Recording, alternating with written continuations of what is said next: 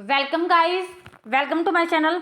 आज हम लोग DSSB का PGT इकोनॉमिक्स 2021 का जो क्वेश्चन पेपर है उसको सॉल्व करेंगे। इससे पहले हम बहुत से question papers NVS, KVS, stat economics solve कर चुके हैं। अगर आपने वो नहीं देखे हैं तो आप चैनल पर जाकर देख सकते हैं। आपका इकोनॉमिक्स का एग्ज़ाम चाहे कोई भी हो, लेकिन डिफरेंट क्वेश्चन पेपर्स सॉल्व करने से हमारी इकोनॉमिक्स की जो नॉलेज होती है वो इम्प्रूव होती है। तो आप वो वाले क्वेश्चन पेपर्स देख सकते हैं। अगर आप पहली बार चैनल पर आए हैं तो प्लीज़ मेरी वीडियो को लाइक करना, शेयर करना एंड आपको अच्छी लगे तो सब्सक्राइब भी करना। आज का जो हमारा क्वेश्चन पेपर है, इसका फर्स्ट क्वेश्चन देखिए क्या पूछा गया है। हमसे पूछा गया है, which of the following is considered to be a better measure of economic wellbeing. कि अब हमसे क्वेश्चन में ये पूछा गया है कि इन ऑप्शंस में से कौन सा एक ऑप्शन है जो कि हम किसी भी कंट्री की इकोनॉमिक वेलबींग का मतलब होता है आर्थिक कुशलता का स्तर सबसे अच्छे तरीके से बता सकता है। फर्स्ट ऑप्शन बोला गया है basic GDP, potential GDP, real GDP, nominal GDP।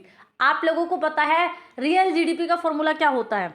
Nominal GDP monetary terms में कितनी है अपॉन प्राइस। तो क्या है, अगर हम क्या करें, किसी भी कंट्री की रियल GDP जो होती है वहाँ के लोगों के इकोनॉमिक वेलफेयर या कितनी उनके पास इनकम है उससे वो कितना परचेज कर सकते हैं बहुत अच्छे से मेज़र कर सकते हैं। तो हम क्या बोलेंगे कि किसी भी कंट्री की रियल GDP कितनी होती है वो जो है उसकी इकोनॉमिक वेलबींग का अच्छा जो है मेज़र है। तो इसीलिए हम यहाँ पर ऑप्शन नंबर जो सेकंड है रियल GDP हमारा क्या हो जाएगा, राइट आंसर हो जाएगा। अगला क्वेश्चन देखिए, a family has an income of 8,000 and spend 4,000 on consumption.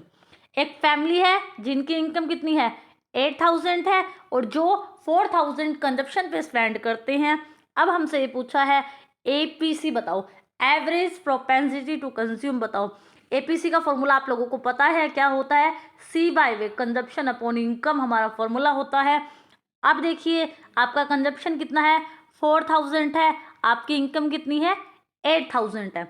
अब देखिए 4,000 हमारे पास कंजप्शन हो गया, इनकम होगी 8,000 और जब आप इसको क्या करोगे डिवाइड करते हो तो आपका क्या आ जाएगा 0.5 जो है आंसर आ जाएगा। ऑप्शन नंबर बी आपका राइट आंसर हो जाएगा। अगला क्वेश्चन देखिए, अगले क्वेश्चन में क्या बोला गया है, which of the following is not one of the component of GDP। इनमें से क्या एक GDP का कंपोनेंट नहीं है। पहले तो हमें पता होना चाहिए कि GDP के कंपोनेंट होते क्या हैं। हमारी GDP किन कंपोनेंट से मिलके बनी है। आपको पता है C कंजप्शन, I इन्वेस्टमेंट और plus G government expenditure plus export minus import. हमारे ये वाले क्या होते हैं GDP के सारे कंपोनेंट्स होते हैं। अब देखिए अब आपके पास यहाँ पर कौन कौन से ऑप्शंस गिवन है। आपके पास गिवन है नेट एक्सपोर्ट, तो ये भी कंपोनेंट होता है GDP का। गवर्नमेंट ने क्या परचेज किया ये भी कंपोनेंट है हमारी GDP का ये वाला। और हमारा कंजप्शन का लेवल क्या है ये भी हमारा कंपोनेंट है। लेकिन एक्सपेंडिचर कोई कंपोनेंट नहीं होता, तो इसीलिए ऑप्शन नंबर फर्स्ट यहाँ पर हमारा राइट आंसर हो जाएगा। अगला क्वेश्चन देखिए, टेक्निकली नेशनल इनकम को आप क्या बोल सकते हैं। हमसे क्वेश्चन में बोला है तो टेक्निकली अगर हम बात करें हम नेशनल इनकम को बोलते हैं NNPFC,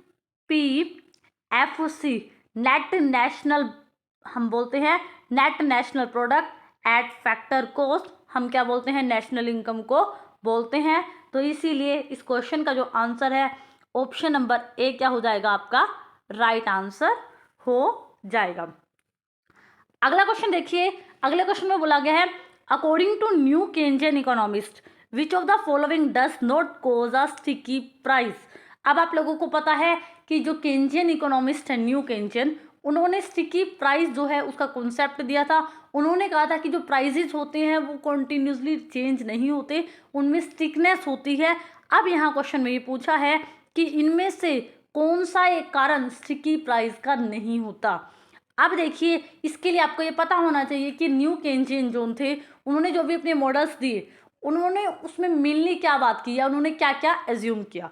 तो मैं आपको थोड़ा रिकॉल करा देती हूँ। तो उन्होंने फर्स्ट जो चीज़ एज्यूम की थी वो रैशनल एक्सपेक्टेशन को मानते थे। वो ये मानते थे कि हर एक पर्सन जो होता है रैशनली बिहेव करता है, रैशनल एक्सपेक्टेशन को वो एज्यूम करते थे। और जो है उनकी जो सेकंड अजम्पशंस थी अपने मॉडल के अंदर, वो ये मानते थे कि मार्केट के अंदर फेलियर होना एक टेम्परेरी या हम कह सकते हैं एक सिचुएशन होती है, मार्केट में फेलियर पाया जाता है, ठीक है। और उन्होंने क्या माना था, इम्परफेक्ट कंपटीशन की जो कंडीशन है वो परफेक्ट कंपटीशन के फेवर में नहीं थे, वो हमेशा इम्परफेक्ट कंपटीशन को मानते थे, ठीक है। तो ये सब चीज़ें वो मानते थे और वो ये मानते थे कि फुल एम्प्लॉयमेंट इकोनॉमी में पॉसिबल नहीं है, हम फुल एम्प्लॉयमेंट को कभी भी अचीव नहीं कर पाते, हम कहीं ना कहीं उससे नीचे ही रहते हैं। अब हम देखते हैं कि हमसे क्वेश्चन क्या पूछा गया है। हमसे ये पूछा गया है कि जो स्टिकी प्राइस होते हैं, प्राइस स्टिकनेस होती है, कौन कौन से रीज़न प्राइस स्टिकनेस के होते हैं। फर्स्ट ऑप्शन बोला गया है आपको एग्रीगेट डिमांड एक्सटर्नैलिटी। अभी हमने बात की कि जो मॉडल्स हैं न्यू केन्सियंस के, उनके अंदर वो स्पेशली मेंशन करते हैं कि मार्केट के अंदर फेलियर होना, चाहे एग्रीगेट डिमांड फेलियर हो या किसी भी तरह का एक्सटर्नैलिटी हो, फेलियर हो, वो पाया जाता है। तो ये चीज़ तो वो अपने कॉन्सेप्ट्स में एज्यूम करते हैं और एक्सप्लेन भी करते हैं। तो स्टिकी प्राइस में जो स्टिकनेस होती है उसका एक रीज़न क्या होता है, एग्रीगेट डिमांड एक्सपेंडिचर तो होता है, एक्सटर्नैलिटी सॉरी। अगला देखिए coordination failure and menu cost, ये दोनों रीज़न भी किसके होते हैं, प्राइस स्टिकनेस के दोनों रीज़न होते हैं। अब मैं इन दोनों को मतलब बताती हूँ। मेन्यू कॉस्ट क्या होता है, जब क्या होता है प्राइसेस में चेंज होता है, जब क्या होता है प्राइसेस में चेंज होता है उसकी वजह से एक फर्म को ये कॉस्ट उठानी पड़ती है। जैसे रेस्टोरेंट में मेन्यू होता है ना, उसमें होता है कि कोई जो जो चीज़ें आपके खाने की हैं वो उनका क्या क्या प्राइस है। अब लगा लो मार्केट में क्या हो गया, प्रोडक्ट्स के जो प्राइसेस है वो चेंज हो गए। ऐसी सिचुएशन में क्या करना होगा, रेस्टोरेंट वाले को नया मेन्यू बनाना होगा, उसमें उसकी कॉस्ट आएगी, नया डिस्ट्रीब्यूशन उसको क्रिएट करना पड़ेगा।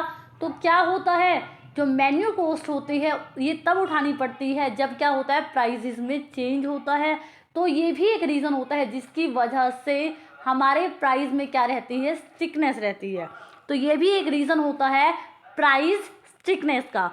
अगर हम बात करें कोऑर्डिनेशन फेलियर को भी न्यू केन्जियंस मानते हैं। न्यू केन्जियन ये कहते हैं, जैसे उन्होंने कहा कि वो फुल एम्प्लॉयमेंट को अचीव करना पॉसिबल नहीं है।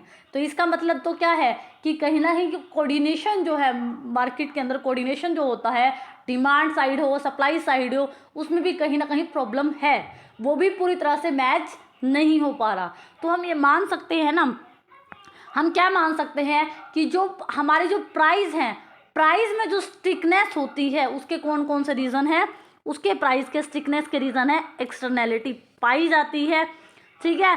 कोऑर्डिनेशन फेलियर आपको देखने को मिलेगा न्यू केन्जियन के द्वारा। मेन्यू कॉस्ट की बात न्यू केन्जियंस ही करते हैं, वो ये कहते हैं कि ये एक रीज़न होता है प्राइस स्टिकनेस का। तो प्राइस स्टिकनेस का एक रीज़न कौन सा नहीं होता, तो वो है कंजप्शन एक्सपेंडिचर। कंजप्शन एक्सपेंडिचर की वजह से कभी भी प्राइस स्टिकनेस नहीं होती। तो इसीलिए इस क्वेश्चन का जो आपका आंसर होगा ऑप्शन नंबर सेकंड आपका राइट आंसर हो जाएगा।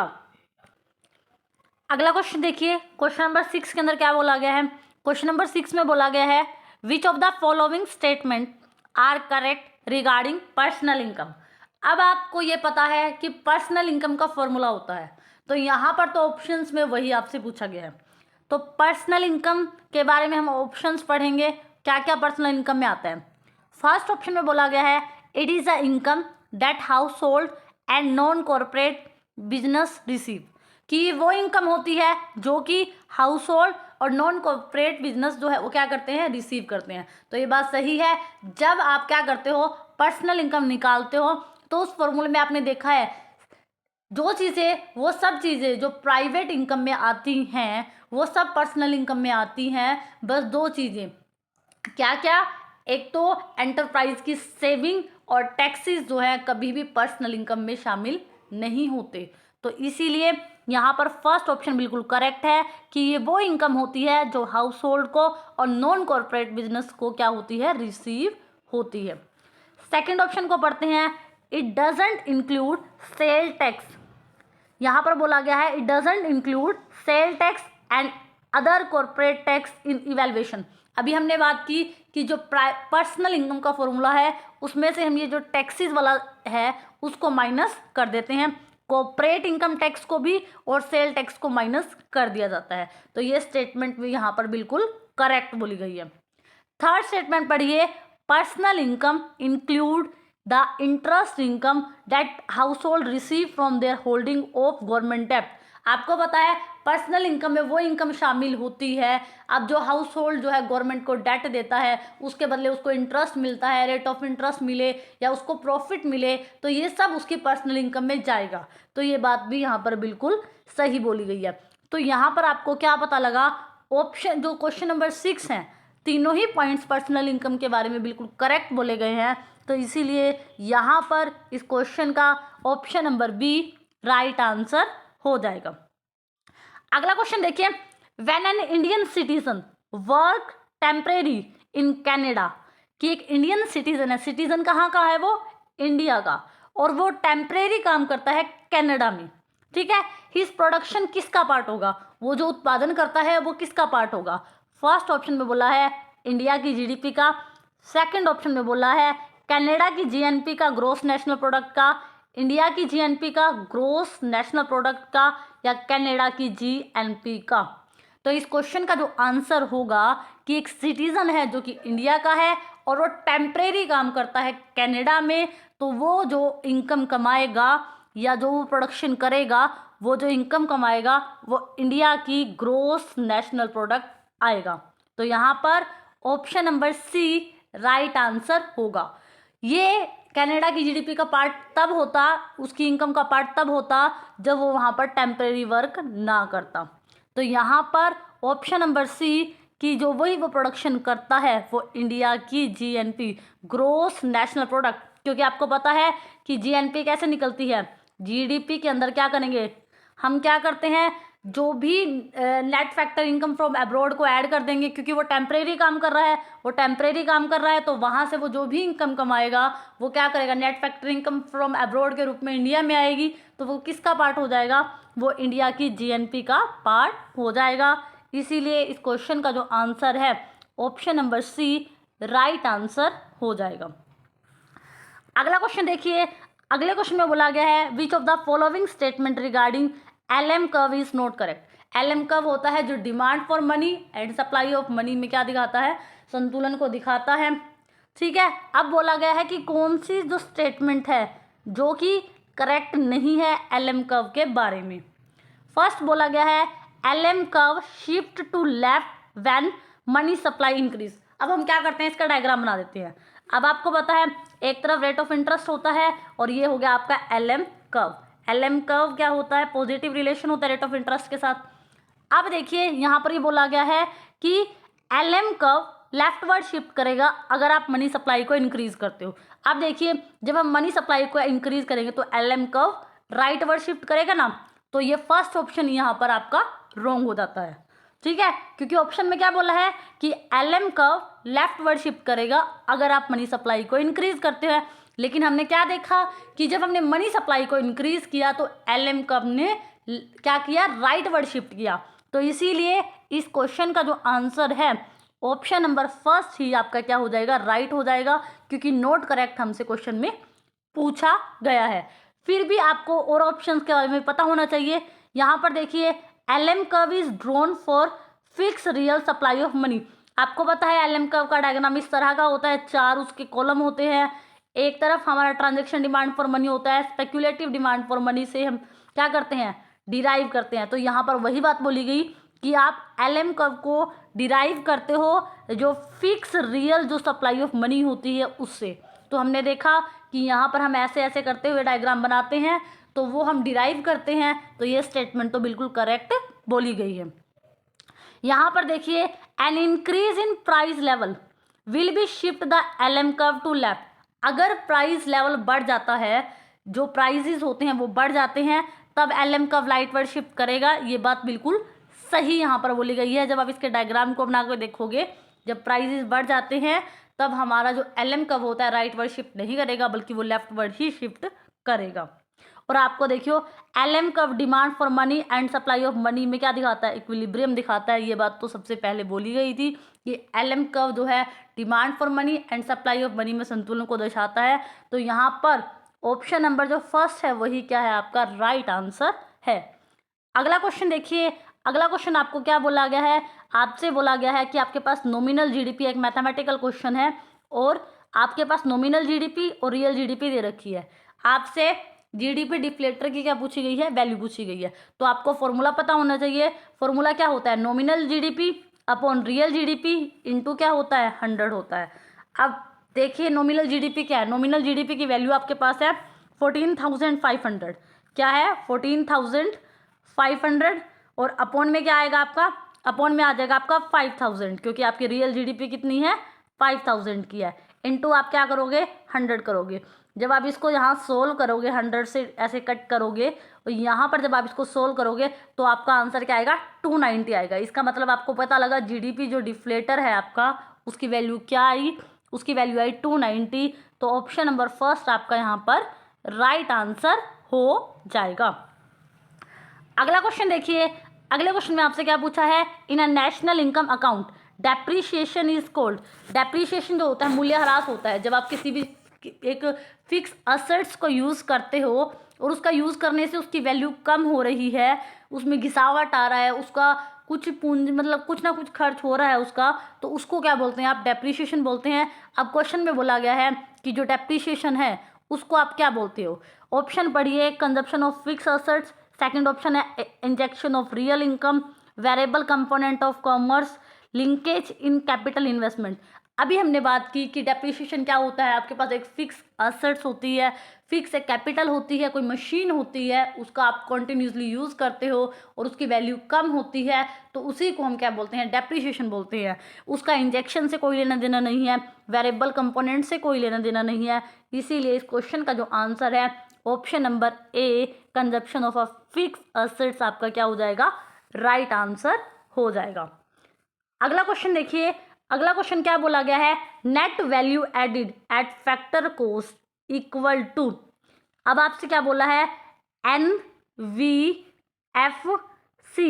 अगर आपको NVFC निकालना है तो यहाँ पर आपसे सिर्फ सिंपली फॉर्मूला पूछा गया है।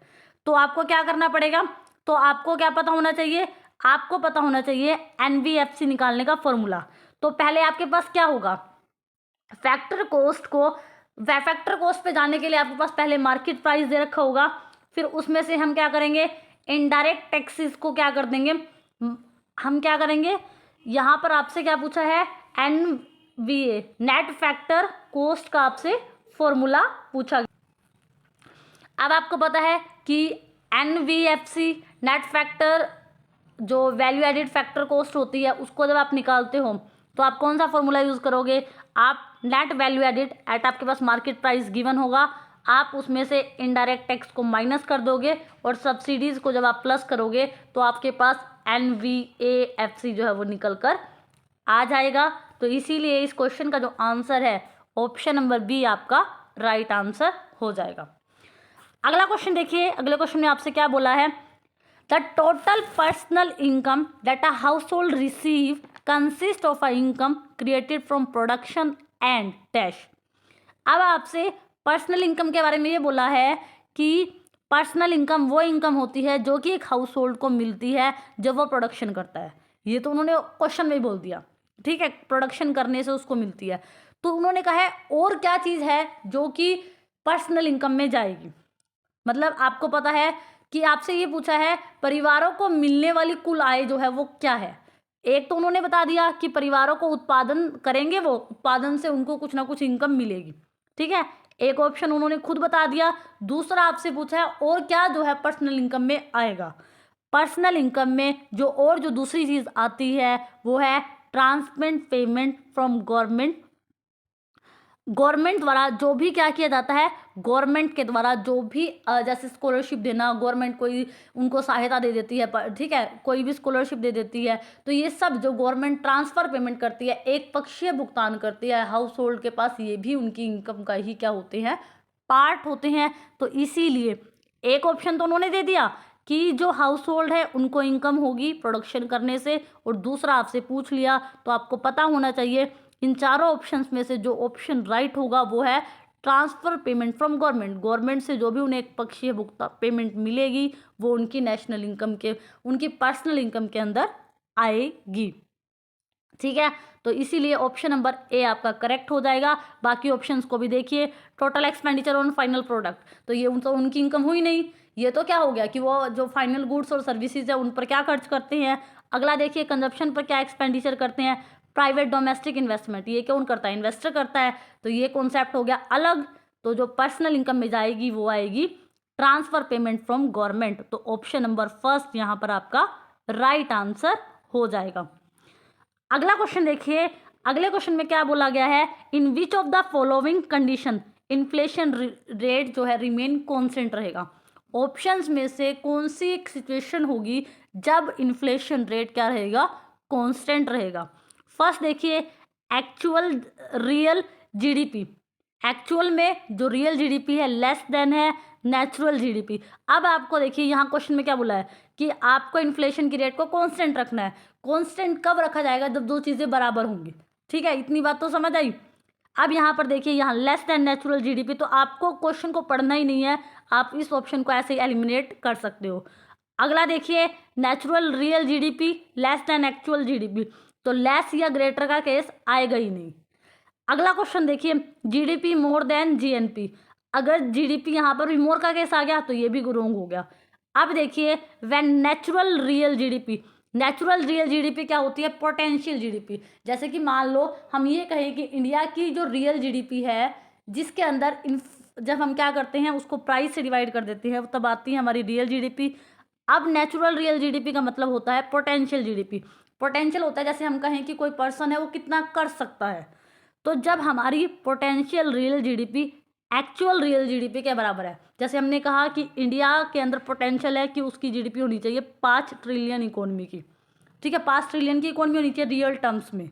तो हमने क्या बोला कि रियल टर्म्स हमने बता दिया, और एक्चुअल में भी अगर इंडिया की इतनी ही जीडीपी है तो ये दोनों क्या है, बराबर है। और इस टाइम में आपका जो इन्फ्लेशन होगा जो कि वो भी क्या होगा, कॉन्स्टेंट होगा।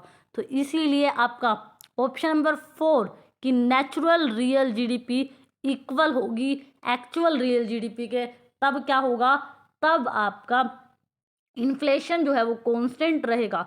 लेस और मोर का सारे ऑप्शन आपके रॉन्ग हो जाएंगे। तो इस क्वेश्चन का ऑप्शन नंबर डी आपका राइट आंसर हो जाएगा। अगला क्वेश्चन देखिए। अगले क्वेश्चन में आपसे क्या बोला गया है, अगले क्वेश्चन में बोला गया है net domestic product is calculated using which of the following formula. आपको नेट डोमेस्टिक प्रोडक्ट निकालना है तो आपको क्या करना पड़ेगा, आपसे बस बेसिकली क्वेश्चन में फॉर्मूला पूछा गया है। आप क्या करोगे, जीडीपी में से जब आप डेप्रिसिएशन को माइनस कर दोगे तो आपका क्या निकल जाएगा, नेट डोमेस्टिक प्रोडक्ट निकल जाएगा। तो यहाँ पर ऑप्शन नंबर सेकंड आपका राइट आंसर हो जाएगा। अगला क्वेश्चन देखिए। अगले क्वेश्चन में आपसे अगले क्वेश्चन में देखिए क्या पूछा गया है, which treasury bill replace the 91 day tap treasury bill in 1997। कि कौन से ट्रेजरी बिल को रिप्लेस किया गया था 91 डे टैप से।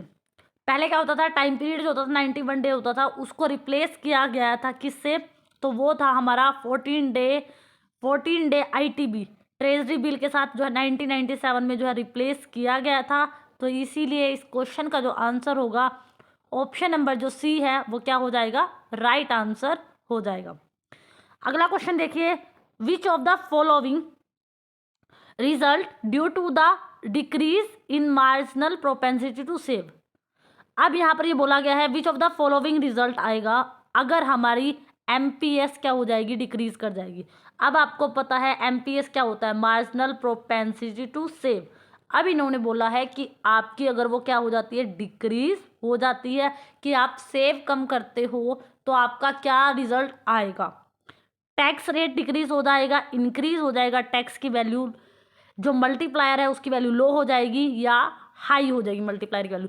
अब देखिए टैक्स रेट के घटने या बढ़ने का सेविंग से कोई लेना देना नहीं है। बची बात लोअर एमपीसी या हायर एमपीसी की बात, तो जब हमारी क्या होती है, सेविंग कम होती है, इसका मतलब कहीं ना कहीं आप कंजप्शन पे पैसा खर्च रहे हो। कंजप्शन पे पैसा खर्च रहे हो तो इसका मतलब आपका जो मल्टीप्लायर है उसकी वैल्यू क्या आएगी, ज़्यादा आएगी। तो आपको ये समझ आया कि अगर हमारी मार्जिनल प्रोपेंसिटी टू कंज्यूम कम होगी तो हमारी मल्टीप्लायर की वैल्यू हाइयर होगी। ऑप्शन नंबर डी आपका राइट आंसर हो जाएगा। आज हमने 16 क्वेश्चंस को डिटेल में डिस्कस कर लिया। आई होप सो आपको समझ आया होगा। अगर आपको अच्छा लगा हो तो आप प्लीज़ मेरे चैनल को लाइक करना, शेयर करना एंड सब्सक्राइब करना। And thank you so much for watching this.